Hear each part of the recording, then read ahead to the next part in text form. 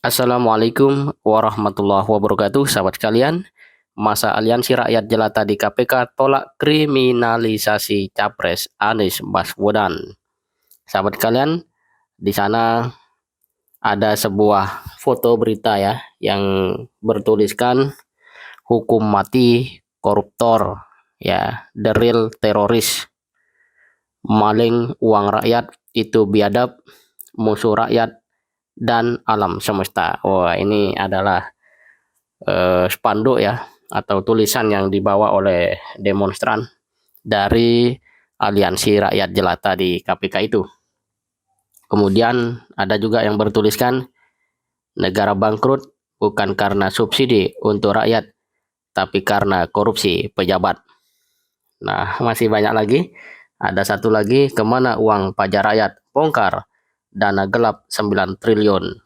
Nah, sahabat kalian, itu menunjukkan bahwa masyarakat memiliki satu kesadaran yang mulai kuat tentang pentingnya eksistensi KPK yang bersih dan jernih di dalam menjalankan tugasnya, sehingga tidak menjadi kepentingan-kepentingan yang tidak seharusnya ya, seperti yang disuarakan oleh Sunardi, salah satu orator yang mengaku dari kalangan ojol, seperti dikutip Republika.co.id, bahwa kami mempertanyakan kenapa KPK sibuk mengurus kasus kecil dan melupakan kasus-kasus besar. Dia juga menyampaikan KPK bahkan sudah menjadi alat politik untuk menjegal calon Presiden Anies Baswedan. Kami menuntut agar Ketua KPK ditangkap. Sahabat sekalian, ungkapan ini berdasarkan berita bahwa dia adalah seorang ojol, kemudian memiliki satu narasi yang seperti itu, menunjukkan bahwa aspek politik kini telah menjadi milik semua kalangan. Masyarakat hari ini menjadi mudah untuk mengakses tentang berita-berita politik, dan apa yang sikap penting untuk bisa diberikan juga telah memadai. Dan karena itu, ini adalah satu poin positif bahwa di balik ya runtuhnya kredibilitas mereka yang mendapat kepercayaan tinggi di dalam sistem kenegaraan, ternyata juga mengundang tumbuhnya kesadaran masyarakat yang juga semakin baik, terutama di dalam melihat politik. Coba kita perhatikan, mengapa KPK sibuk mengurus kasus kecil? Kalau dilihat formula E itu, apakah dia kasus besar, apakah kasus kecil? Ya, dalam pandangan Sunardi itu kasus kecil, artinya tidak substansi, dan kalaupun mau disebut ada korupsi, maka upaya untuk melakukan proses ya dalam tanda kutip mentersangkakan Anies Baswedan itu sudah menjadi konsumsi publik lewat berbagai macam berita. Dalam arti yang lain, sebenarnya itu bukanlah sebuah kasus yang layak untuk kemudian diseriusi oleh KPK. Kalau mau bicara prioritas banyak sekali. Ya, dulu kita masih ingat rame-rame 349 triliun kemana?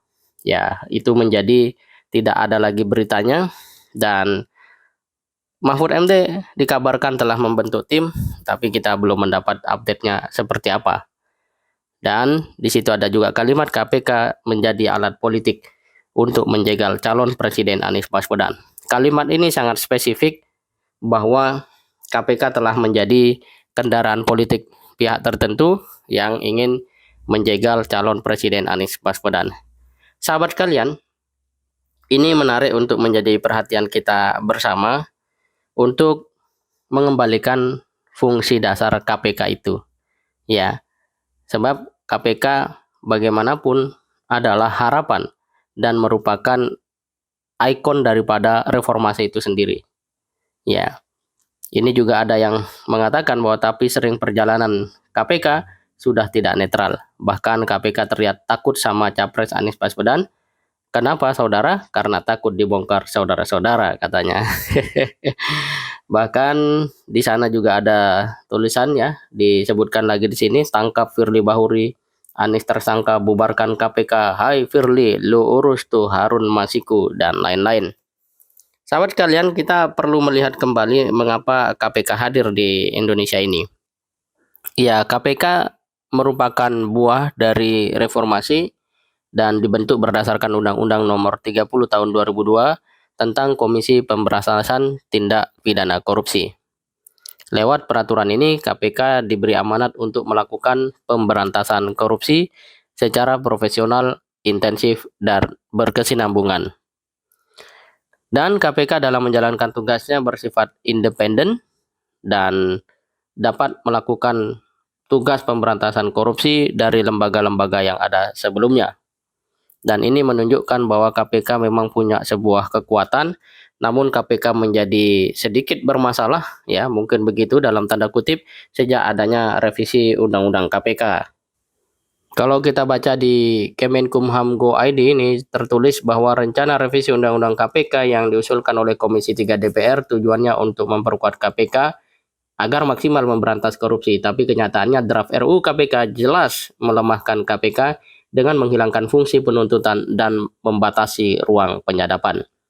Tidak ada urgensinya revisi karena keterkaitan melemahkan. Kalau pencegahan dihilangkan menjadi tidak ada gunanya.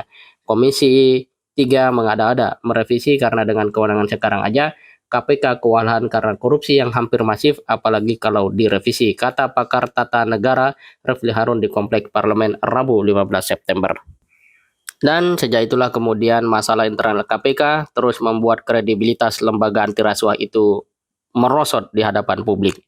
Tirto melaporkan bahwa KPK kini di bawah kepemimpinan Firly Bahuri ya selalu menunjukkan tingkat kepuasan kinerja yang konsisten anjlok.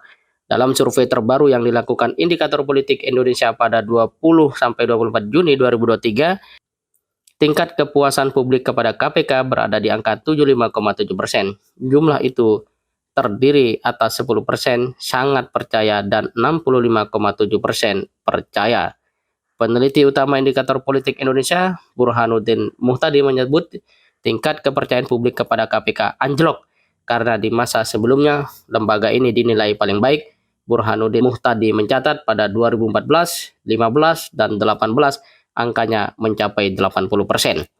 KPK ini pernah bahkan lebih tinggi trustnya daripada Presiden, kata Burhanuddin dalam pemaparan surveinya secara daring Minggu 2 Juli 2023. Dengan demikian, apa yang menjadi tuntutan Aliansi Rakyat Jelata kepada KPK merupakan satu hal yang secara rasional mudah untuk kita pahami dengan sederhana. Secara prinsip, ini adalah bentuk rasa peduli rakyat kepada KPK.